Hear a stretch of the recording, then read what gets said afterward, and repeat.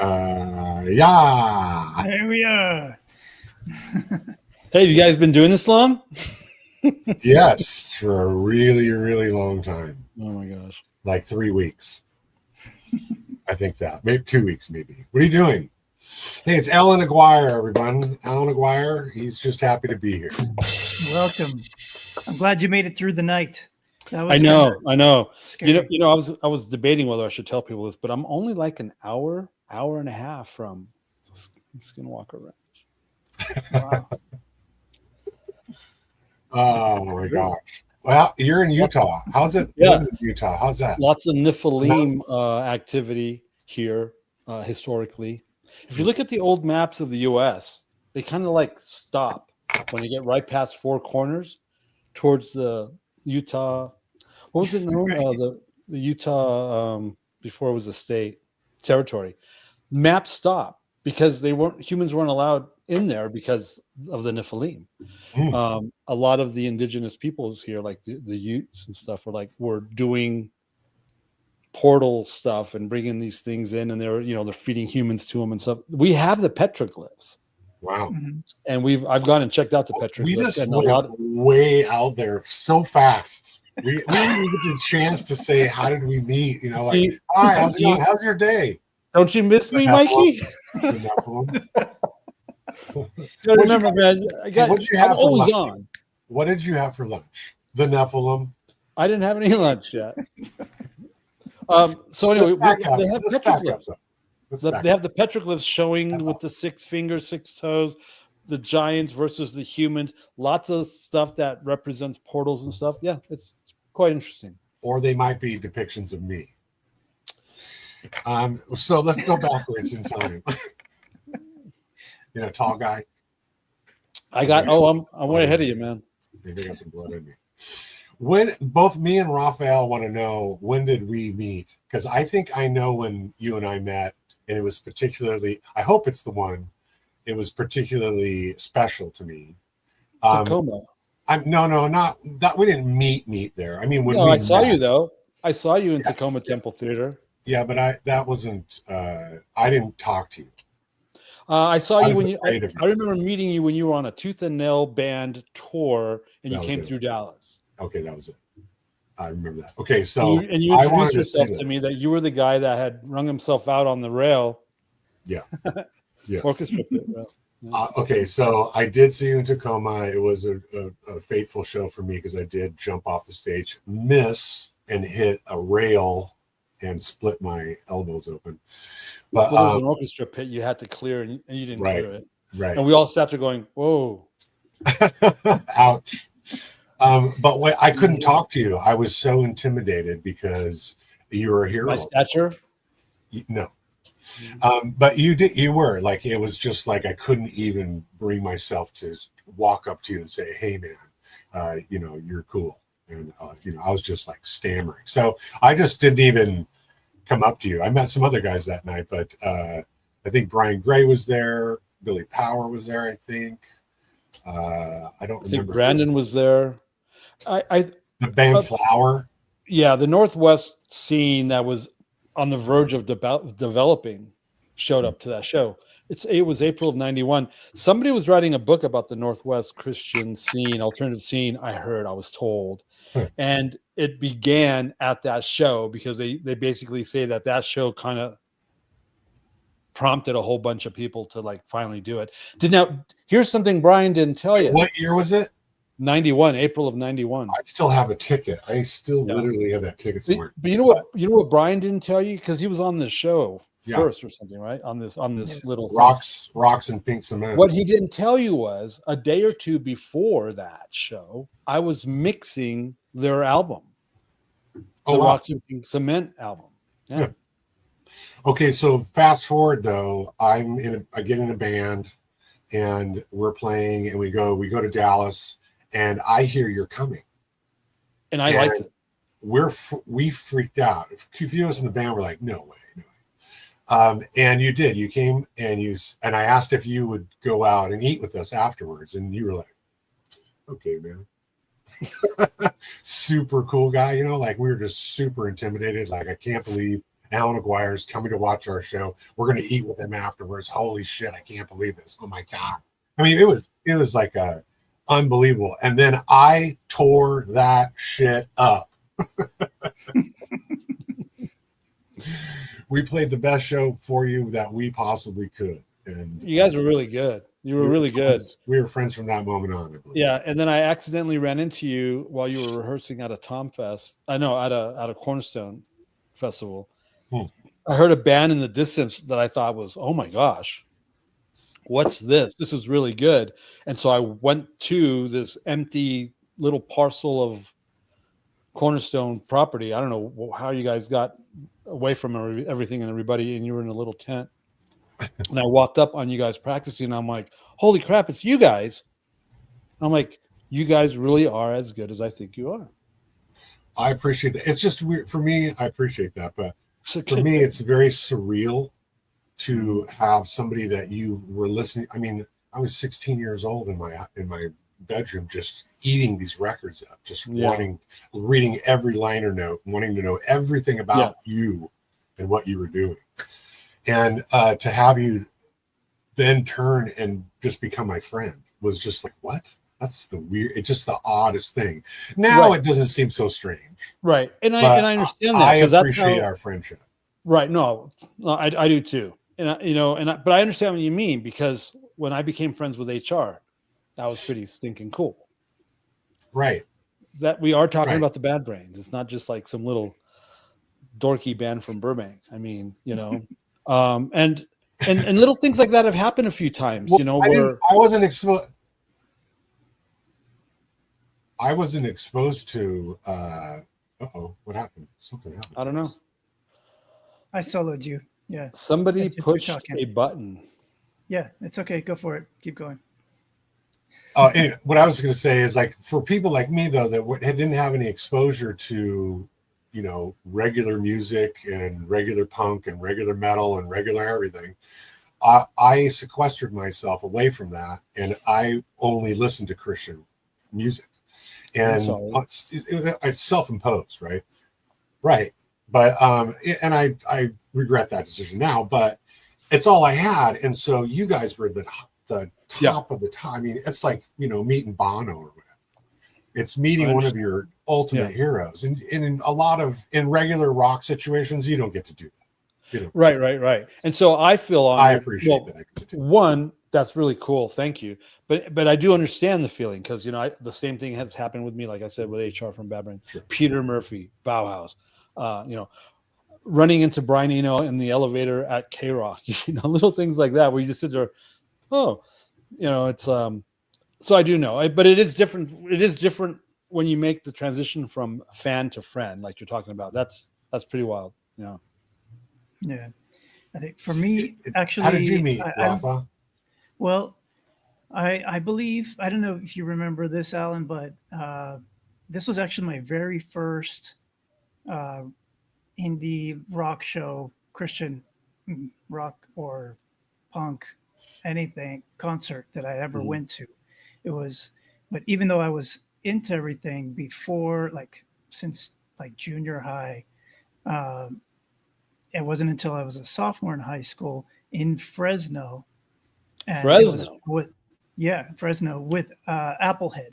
So Scaterd played with Applehead in this pretty small venue. Sweet. I don't know, probably not, couldn't have been more than 40 people there. And you had your dreadlocks and everything, and and you were smoking, which kind of threw me off at the time. I didn't expect that, but I'm pretty sure we did meet at that at that time, but just maybe briefly. I don't think we really talked deeply or anything like that, but I don't remember where we really connected after that point. I think it was through Organic Records, because weren't you working for them, and I was on the label, and we started hanging out.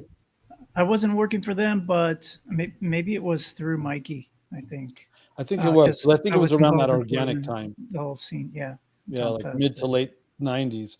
because I remember doing Fresno, because we'd go up there and do shows with Crucified, because we were like the only, there wasn't like a lot of bands to play with in that scene to play with. Right. Pat had just pulled out. As soon as we came back on the scene, he pulled out. So it was just us and Crucified. There really wasn't anybody else for about another couple of years, 2 or 3 years. Yeah. Wow. So we were doing shows like with Circle of Dust and stuff, because there's something. Who else could you pair us with? Right. Yeah, right, Mikey? What about like blaring? Remember blaring out? Blaring out. What was the other band? There was another. There was some other band that was out and trying it, but yeah, punk versus punk, right? I'm like the Crucified. The Crucified for me was another one of those bands where I was just like, oh my god, this is just it's above and beyond and comparable to anything out there, and oh my god, and I put them up on a pedestal, like they're my heroes. And again, becoming friends with them, it's just it's surreal and weird. Yeah. What about your TomFest experiences? You were an early. What's that? I was just going to say, for anyone that doesn't know, Applehead was Greg Minnier of the Crucified. It's his little solo album. That he's still doing today. He's still doing it. Okay, awesome. Mm-hmm. Good for him. I'm sorry, I have a horrible delay, so if I'm off track here, I got a really bad delay. Sorry, I was just going to ask about, you were an early guy at TomFest, and I wanted to know about some of your experiences there and what you liked about it so much that you went probably every year, right? Yeah. We were at 95 through 99, and then you did a couple in Texas around 99, 2000. Yeah, I think the first Texas one was. Did you do Denver? I didn't do Denver. So I was like at all of those Toms. Our first one was in 95. I was picked up at the airport and taken to your house. And I sat around your house for a few hours as you guys were getting your stuff together. Then we went to Skamania County Fairgrounds. And I'm a big fan of the Columbia River Gorge, and I mean all about that entire place. That's why I live where I live. But I almost froze to death because you didn't have all the proper bedding like you said you were going to have. And I didn't bring any. I flew in by myself. And then slowly but surely in the next day or two, members of Scattered Few would show up. And that was the night that we were performing, we were one of the first headliners. Nobody in Scattered Few had been in the same time zone, let alone in the same room, for like 11 months, literally 11 months. So we sat down, had a quick little powwow, wrote out a set list, and just went for it. And which speaks a lot, which says a lot about that lineup of Sam Moyes, Omar, my brother, and Paul Figueroa. Yeah.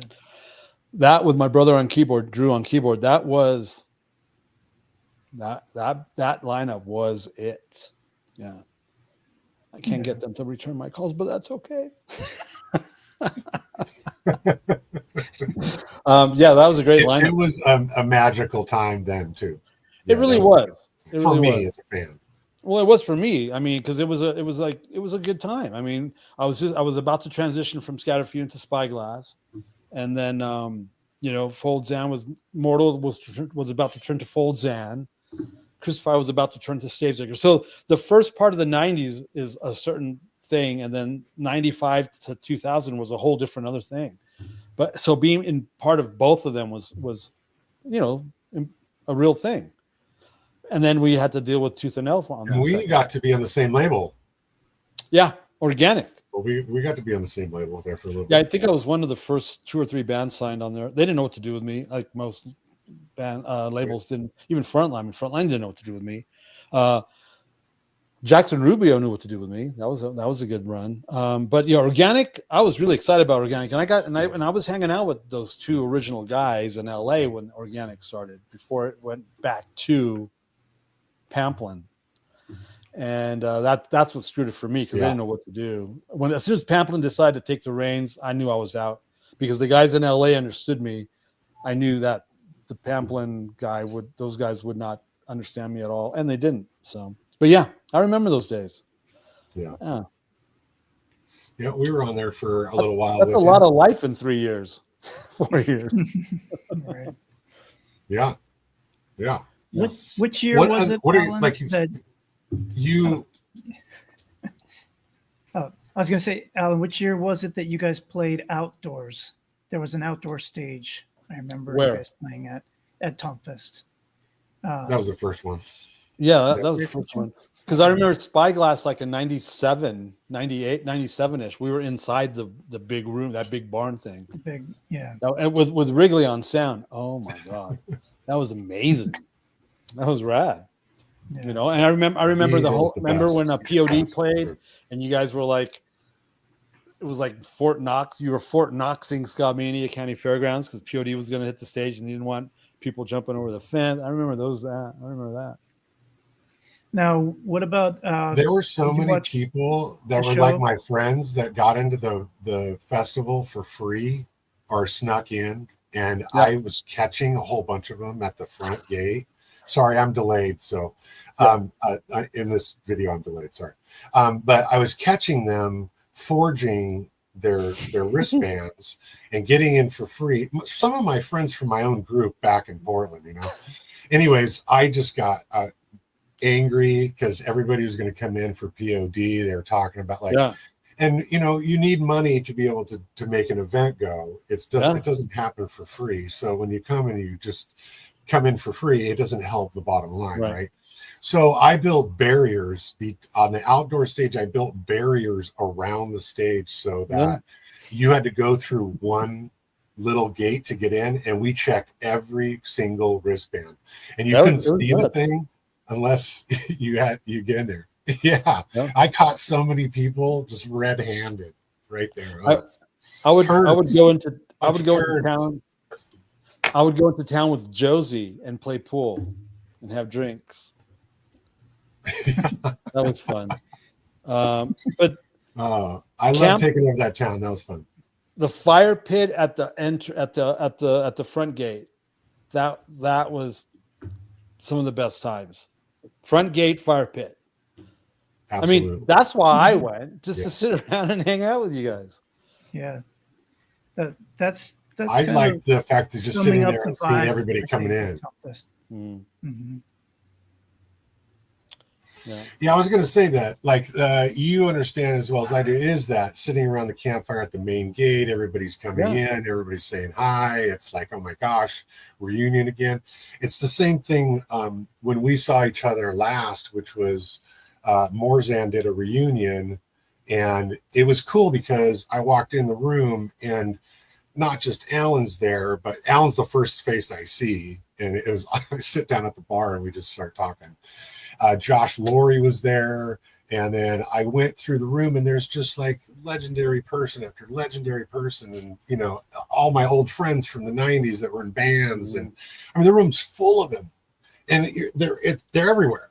And you're talking and, you know, taking photos with each other and stuff. And it was just a fantastic time. That's what TOMCon is. That's what this convention is about. It's just like TOMFest, all those times we had and the good social times we had there. And then going to reunions and seeing all your legends, you know, it's just crazy. This is going to be an event to remember for sure. I'm looking forward to it. I mean, there's been a lot of changes in the last 30 years, 25, 30 years. So, yeah. So you're going to be playing. Tell us about that. Yeah. So I put out a record a few weeks ago, first record in 15 years. I've been a little busy, and I'm going to show up. We're going to do a couple Scaterd songs, a Spyglass song, and then a couple songs off this new album. Real low key, nothing extravagant. You know, barely a little 3-piece. Think what is it called? Busking. and we're playing with Mortal. Is it Morzan? I think it's Morzan. Yeah, Yeah, they changed to more. They combined the names. Right. And then, but I'm playing with Mortal in Nashville the month before, like in 2 weeks, 2.5 weeks. Oh, so they're And playing so, as Mortal there. yeah, so it'll be nice to, Okay. yeah. And so, yeah, I, it's been a while. I mean, the last time I toured with Ministries Walking in 2011, so it's been a long time since I've done that. And We Ministries did a Walking, show on that tour, right? Or did you came yeah, through, right? yeah. And if you remember, Ministries Walking, we were playing 6, 8, we were touring 6, 8 months out of the year, all over the place, multiple festivals. I mean, just gangbusters. So it's been a little while. So that'll be interesting. I apparently I can still sing though, from what I was told. So yeah, I'm looking forward to it. Are You know you what? playing anywhere else other than Nashville? Well, we're doing a couple like, so we're able to do like a worship teaching thing and or a small concert thing. And so we've got like a we're doing like a 2-night thing in Dallas because the first one sold out. So we're doing 2 nights in Dallas on the way to Nashville, and then we're going to swing by Denver on the way back. It's just like a real short run, and then on the way to, then we're going to do TOMCon. We have a ministry thing happening in Northern California after TOMCon. But I'm really looking forward to just hanging out at the table, chatting with people. I'm looking forward to the panels because if you know me, I'm like that guy. That I remember a lot of bands freaked out when we first started playing Cornerstone at Scaterd Few because we weren't staying in the hotels with all the other bands and just staying in there until your show time. But we were like on the grounds. We were camping with the people. We were a band for the people, and we've always been like that. I've always been like that. That's what I do. So I'm looking forward to the interaction, the conversations, the panels, things of that sort. Because I'm that guy, My wife That's says awesome. The panels are something people are a little bit confused as to how this goes, and it's just like a Comic-Con. It's you and like 3 or 4 other artists will be on a panel. You'll have a moderator that's going to ask you questions. Hopefully, really, it's going to be about combining the stories of everybody on the panel and how those connections, those deep connections we have, and sitting there for an hour and 15 minutes each panel and talking about all the backstage stuff, all the stories, all of the good times that we had together. So it's going to be a really good time. And we'll have 6 of those a day. So we have 12 total panels. And I'm looking forward to hearing, you're going to be on a couple of panels actually, but we do have a TomFest panel that you'll be on. But we're looking forward to you being on those 2 panels and you playing too. And you have a new book. Yes, I do. I have a new look at you with your little notes. So I am. I'm reading my notes. So even though I haven't made a record in 15 keeping it years, going, bro. Even though I haven't made a record in 15 years, I've been writing books since 2017. So I've got like 4 or 5 books out. We're self-published, and this is the new one that just came out in April. It's not a commentary. It's, if anything, it's a breakdown of the letter Paul wrote to the Romans. And it's absolutely incriminating because what Paul is actually saying in here is not what Christianity has been teaching or saying is in there. Christianity really, I mean, we were talking about this before So we how can they get? Yeah, go ahead. Well, before that, but so we were talking about your old podcast, Deconstruction. I understand a lot of the deconstructionists think I'm against them because I'm against because I am. But here's the thing. I understand why people deconstruct. I do. Christianity is a bit of a, everyone's been duped and they've done it deliberately. And so that's why I say this is incriminating, because what Paul is actually saying in here is not what's been taught for 1800 plus years. And so no one wants to be lied to. No one wants to be conned. I understand why people deconstruct. My issue with it is you're blaming God for what man has done. That's just silly to me, right? AcaciaGrovePress.com is where you can get the books. And anyway, this is Yeah, I was just about to ask, how do we get the book? this is a tough read. AcaciaGrovePress.com. Is that the only place? It's not Can you on spell- Amazon. I don't put do it- Amazon. Amazon, Okay. no. Yeah. Why would I sell these books on with the B system? Huh? Right. Yeah. Let's go back to those people we were talking about. No, AcaciaGrovePress.com. Grove as in like tree grove. Yeah. And then your G-R-O-V-E. music. Okay. Well, so you're going to be able to get that. Your music. You can get it at Bandcamp, FG Rec Co. That stands for Faceless Gen Recording Company, fgrecco.com, or the Bandcamp at fgrecco.com.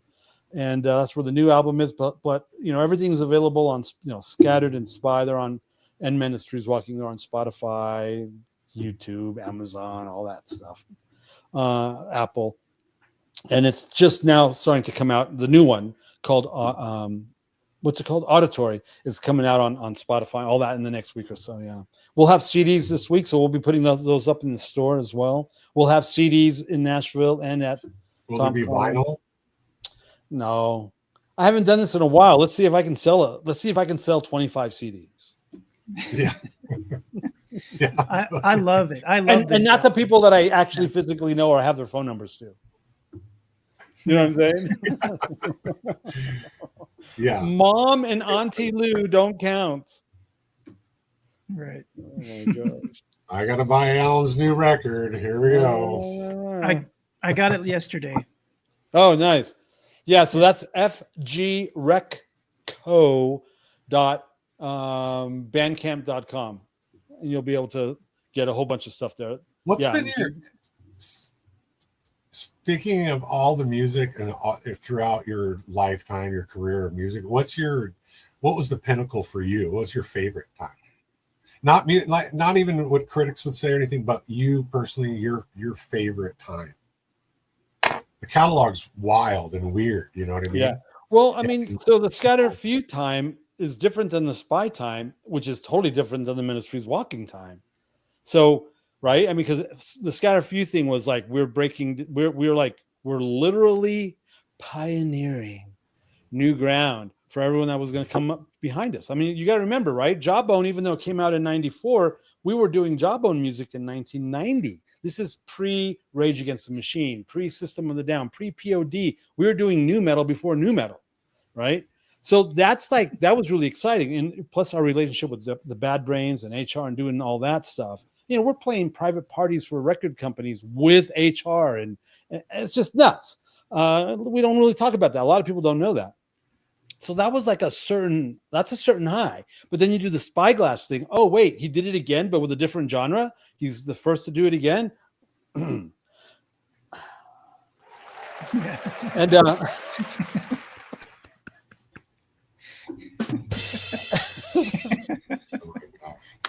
anyway, so that was like a whole different rush too, right? That's a whole different rush.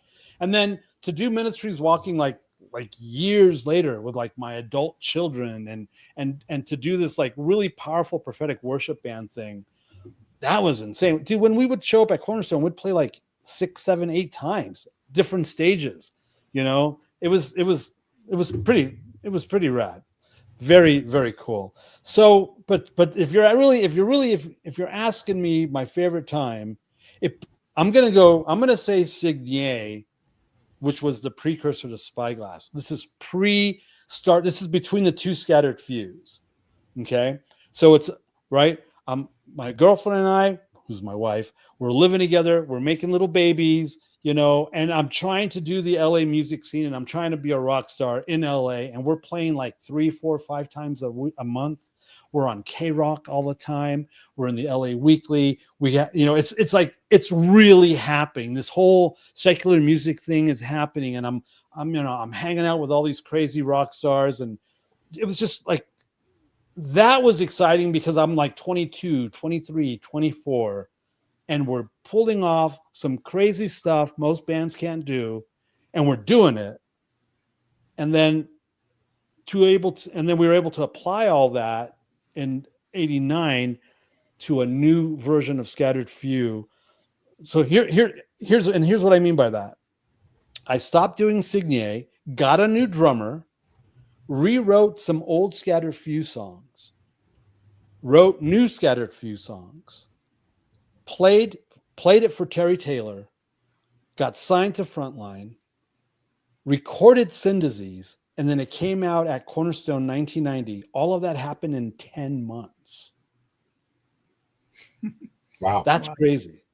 Yeah. That's like really, really, really crazy. That's 11 crazy. months before that Cornerstone, our first Cornerstone at Scattered Few, 11 months before that, you know, we're playing all the dark wave goth clubs all over LA.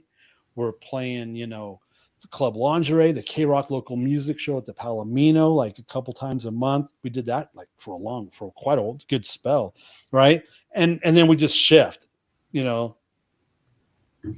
So that was an 88 to 90 was fantabulous. I mean, it was dangerous. It was scary. I had no idea how we were going to fade. These little babies were popping out. You know what I mean? And what's absolutely glorious about all of that is we're still married and we have absolute amazing relationships with our children and their spouses and our grandchildren. And you know what I mean? That's really what it's about. But that 88 to 1990, that 2-year thing, that were the climax of Signier, the pivoting to Scattered Few, and then doing that in 10 months and then coming out with it. That was really, really, really, really intense. And I don't know if I can ever not remember that, you know. That's awesome. To try to answer your question, I look back at what some of us were doing in our 20s. I mean, I've had kids, you know, so I've watched my kids grow up, and they're in, you know, their 30s now, and I'm thinking of them when they were 25, what they were doing, and then what some of us were doing when we were 25, you know, in bands going across the country, and you know, not knowing how to get to the next city, and making music festivals, and you know, music videos. Like at 22, 23, 20, like we don't know what we're doing. The heck, but we're doing it. It's just the oomph of it all. Yeah. Hey man, I wanted to thank you for coming and being on here. We cannot wait to see you at Tom Convention. Get tickets to come see Allan. Please get your tickets now, and you can get those on TOMCon-Versations.com. Buy your tickets, and you'll be able to see Allan not only perform live, but on a couple of panels and at his booth, and take some photos and get an autograph and all that fun stuff. I already have mine. Thank you very much for coming, man. We appreciate it. Thanks for having me. It was good talking with you guys. It's been a while. Yeah, absolutely. Good to see seeing you too. Ciao. Take it easy. Talk to you soon. Okay.